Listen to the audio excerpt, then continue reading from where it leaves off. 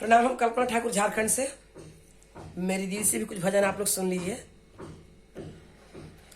मैया सजल नयन से ताकू एक बार हमरा पर, आस करब हम केकरा पर ना। मैया सजल नयन से देखूं एक बार हमरा पर, आस करब हम केकरा पर ना। मन में मंदिर बनाइब ओह में मैया के बैठाइब। मन में मंदिर बनाइब ओह में मैया के बैठाइब। हम तो ध्यान धरब असरा लगाइब रोहरा पर, आस करब हम केकरा पर ना। हम तो ध्यान धरब असरा लगाइब तोहरा पर, आस करब हम केकरा पर ना।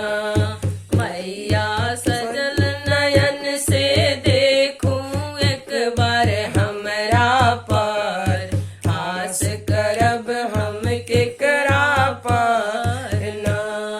मैया सजल नयन से देखूं एक बार हमरा पर, आस करब हम केकरा पर ना।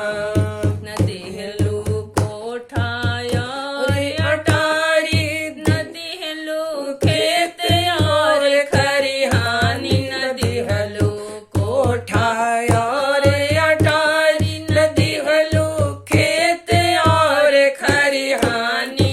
हम तो भूखे रहत ही मैया रौरी असरा पर, आस करब हम केकरा पर ना।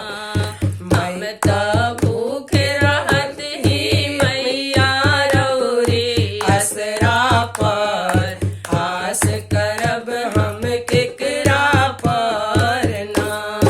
मैया सजल नयन से देखूं एक बार हमरा पर, आस करब हम केकरा पर ना। मैया सजल नयन से देखूं एक बार हमरा पर, आस करब हम केकरा पर ना।